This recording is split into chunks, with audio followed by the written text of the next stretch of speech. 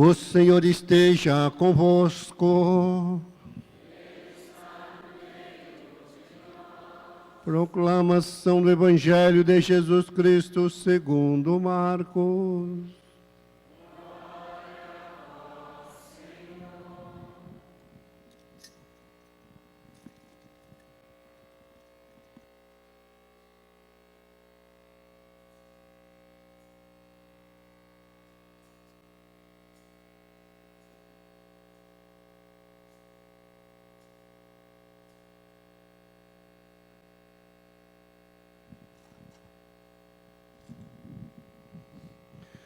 Naquele tempo, quando Jesus saiu a caminhar, veio alguém correndo, ajoelhou-se diante dele e perguntou: Bom mestre, que devo fazer para ganhar a vida eterna?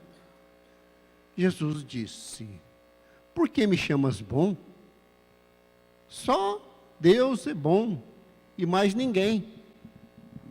Tu conheces os mandamentos? Não matarás, não cometerás adultério, não roubarás, não levantarás falso testemunho, não prejudicarás ninguém, honra teu pai e tua mãe. Ele respondeu: Mestre, tudo isso tenho observado desde a minha juventude. Jesus olhou para ele com amor e disse: Só uma coisa te falta. Vai, vende tudo o que tens e dá aos pobres, e terás um tesouro no céu. Depois vem e segue-me. Mas quando ele ouviu isso, ficou abatido e foi embora cheio de tristeza, porque era muito rico.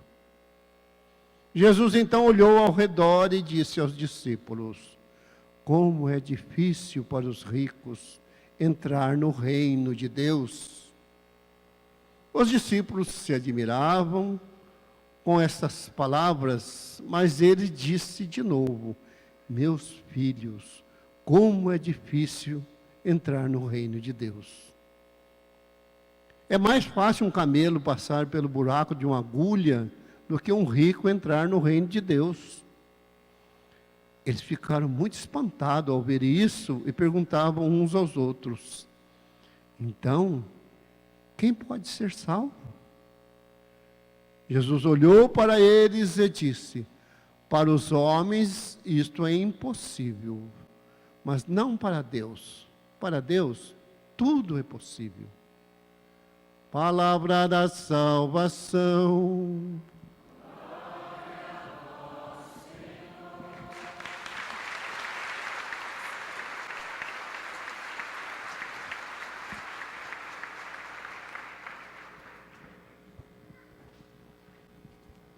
Pela palavra do Santo Evangelho, sejam perdoados os nossos pecados. Eucaristia, presença real de Jesus. Eu vou dividir a minha partilha com vocês, a minha reflexão, em 3 momentos. O primeiro momento, falar da experiência pessoal que a gente pode ter dessa presença real.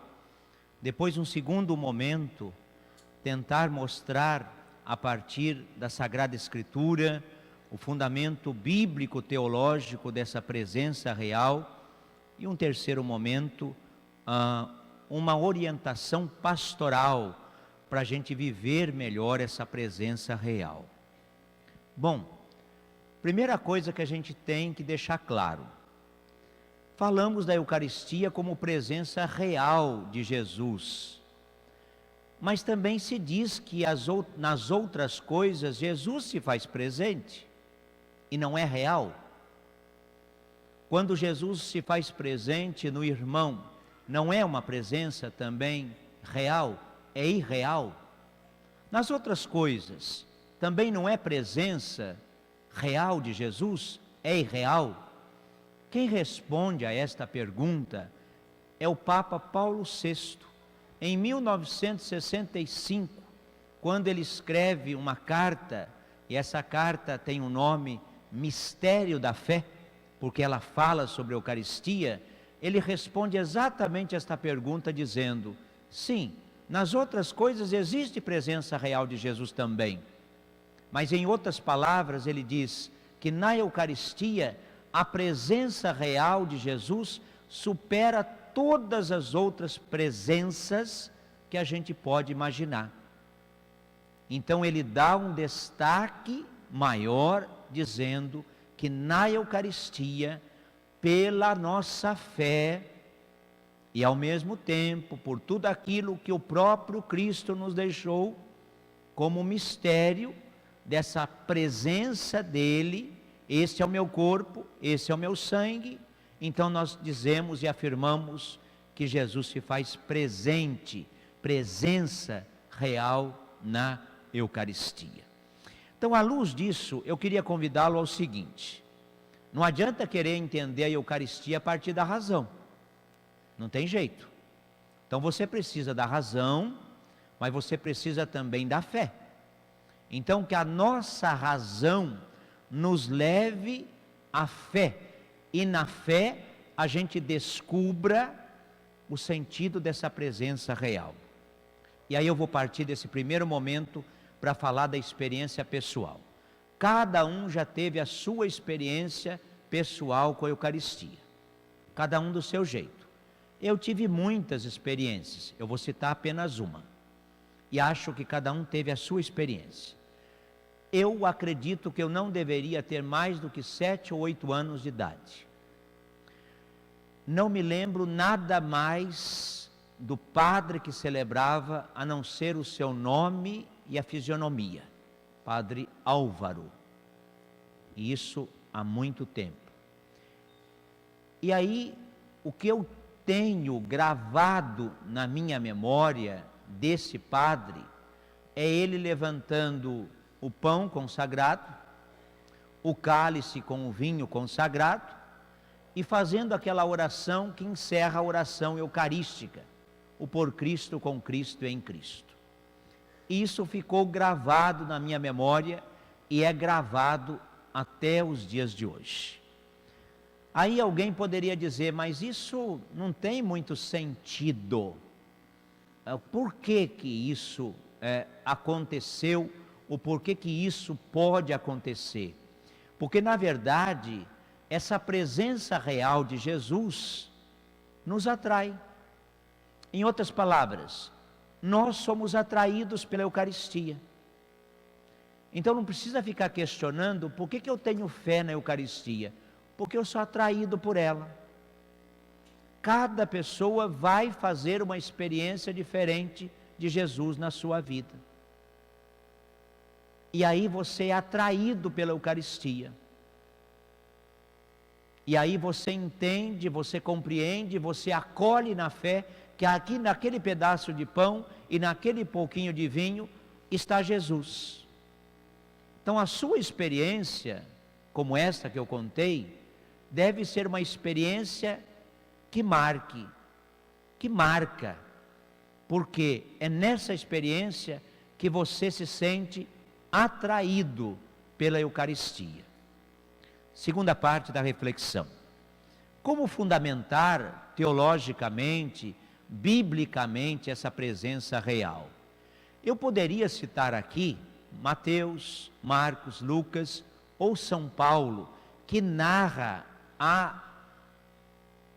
as palavras da consagração. Poderíamos usar dos 3 evangelhos ou de São Paulo para dizer que a presença na Eucaristia é presença real a partir das palavras que o próprio Cristo deixou. Este é o meu corpo, este é o meu sangue. Celebrem isto em memória de mim. Então Jesus deixa bem claro nos 3 evangelhos e também na carta de Paulo. Mas eu queria pegar um outro evangelho, o evangelho de João, que não narra a instituição da Eucaristia, mas é o que mais deixa claro para nós o significado dessa presença real. Se você tiver a curiosidade, pegar o evangelho de João, começar desde o capítulo 6 e ir até o capítulo 19, fazer um caminho por esses capítulos.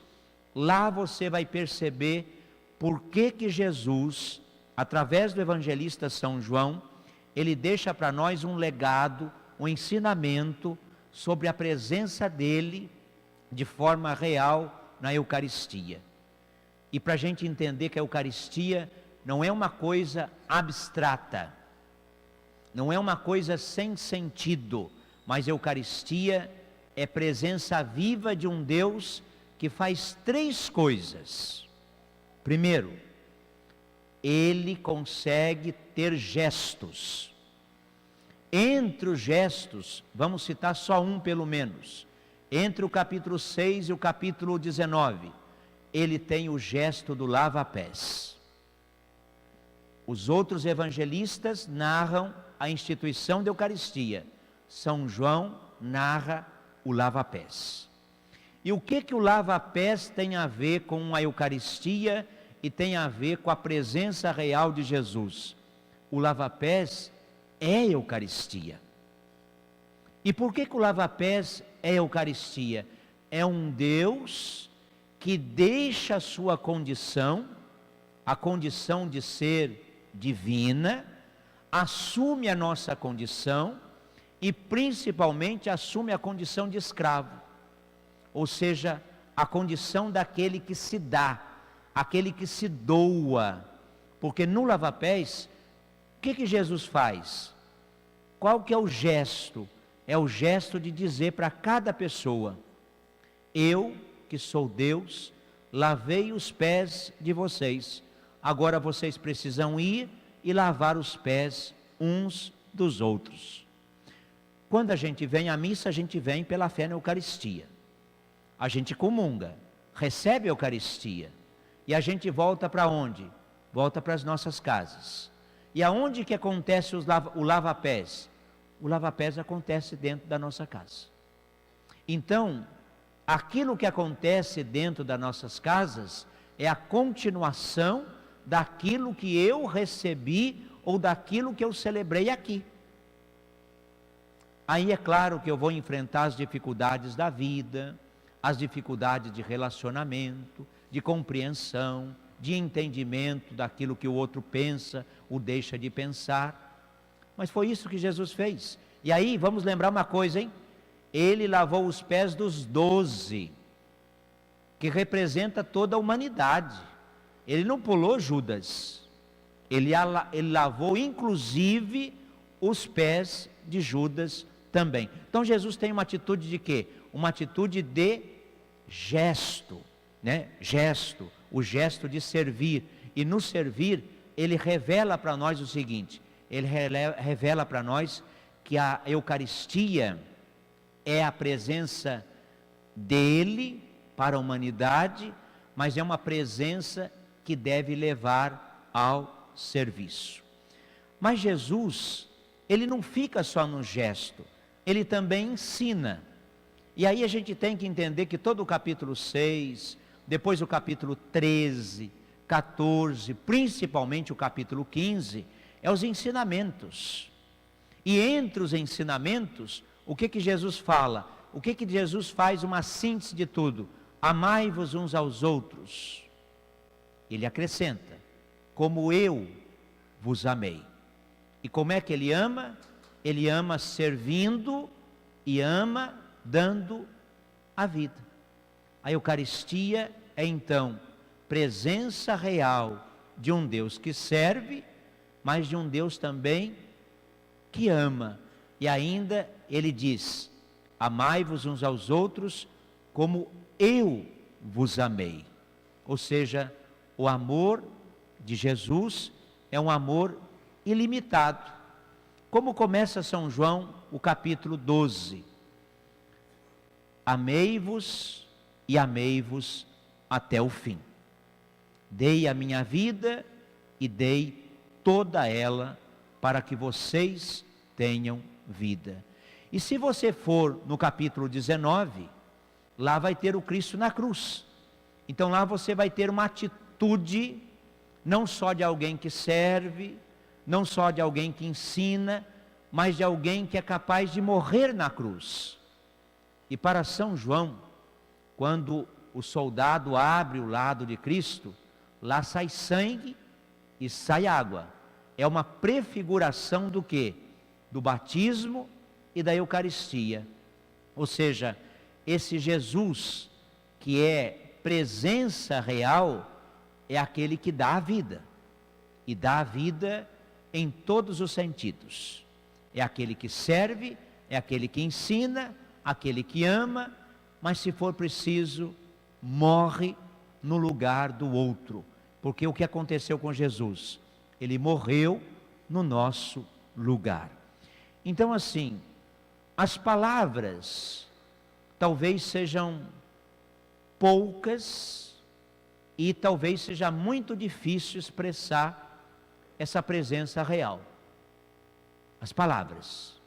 Eu acredito que Jesus, o que Ele mais deixou para nós de concreto sobre essa presença real, é Ele ter atitudes. É na atitude de Jesus que nós compreendemos o significado da Eucaristia. Porque quando Ele diz no capítulo 6, este é meu corpo, eu sou o pão da vida, quem come deste pão, bebe deste vinho, permanece em mim, eu nele. Quem não come dessa carne, não bebe desse sangue, não vai permanecer unido a mim. Ele insiste por várias vezes no capítulo 6, a ponto de começar com a multidão e terminar com meia dúzia de gente em volta dele, a ponto dele ter que virar para os discípulos e dizer: e vocês, querem ir embora também? Aí tem aquela passagem no final do capítulo 6, que Pedro diz: a quem iremos, Senhor? Só Tu tens palavras de vida eterna. Então nós precisamos crer que nas palavras de Pedro e nas palavras que a igreja, todos nós, precisamos continuar a repetir: a quem iremos, Senhor? Só Tu tens palavras de vida eterna. É como se a gente dissesse o seguinte: olha, basta para mim a Eucaristia, basta. A gente não precisa procurar mais nada. A gente não precisa de mais nada. Apesar da gente ter muitas outras coisas, a Eucaristia nos basta. Então, se você não está satisfeito com a Igreja Católica, com a missa, na verdade, no fundo, reflita que você não está satisfeito com você mesmo. Porque se a Eucaristia não bastar para você como fonte de vida, de oração, o que bastaria? E se a Eucaristia não te completa espiritualmente, o que te completaria? Então basta a Eucaristia. Basta a gente repetir o que Pedro disse, só que de uma outra forma, né? A quem iremos, Senhor? Só Tu tens palavras de vida eterna. Para onde iremos? A Eucaristia nos basta. Terceiro momento, para concluir, algumas orientações pastorais.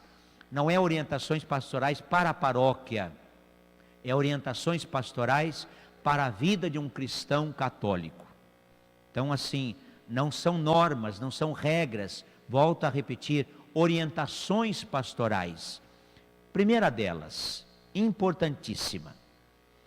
Por que não dedicamos um pouco mais de ir à missa durante a semana? Ô padre, hoje é segunda-feira, nós estamos aqui com a igreja lotada, claro, que bom, mas é um dia votivo também, é um momento especial do tríduo, né? Mas eu estou dizendo, no dia a dia, não seria interessante um esforço maior por ir mais vezes à missa?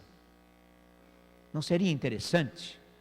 Porque você faria do seu momento com a Eucaristia um momento de fortalecimento da sua fé.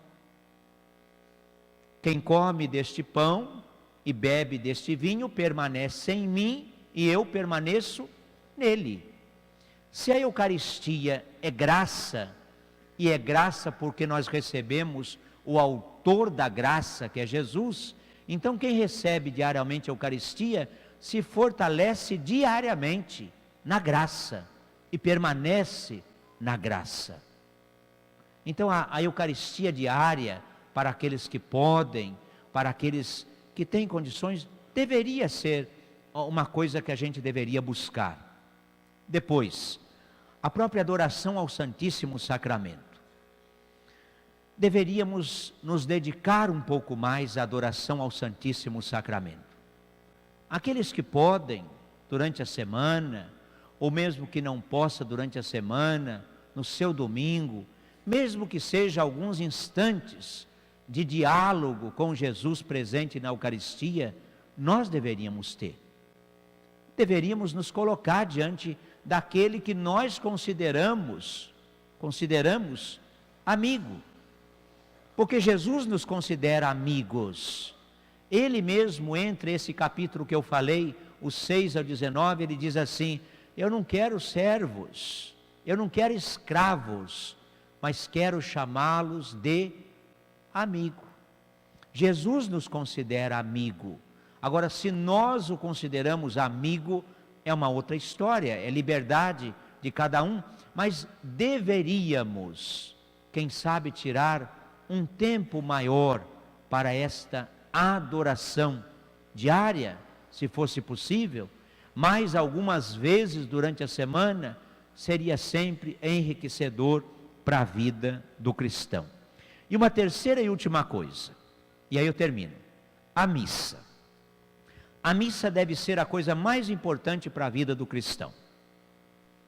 A missa não é um evento, não é uma oração a mais, a missa não é devoção, a missa é o lugar privilegiado do encontro pessoal com Jesus, presença real. Ali está Jesus vivo, ali está Jesus ressuscitado. Então acho que a gente tem que tomar cuidado, né? Nós não vamos à missa para assistir. Está assistindo quem está lá na televisão, aí você pode assistir, ou quem está no Facebook está assistindo, tem o seu valor, mas aqui não, aqui você não está assistindo, você está participando. E aí, para participar bem, a missa, ela não começa aqui, ela começa lá na minha casa. Eu me preparo para vir para a missa, eu rezo para vir para a missa, a missa já começa lá. E a missa, ela nunca termina. A missa não termina quando o padre dá a bênção final. Ela continua. Por isso que ela merece todo um respeito. A liturgia merece todo um respeito. Merece todo um carinho.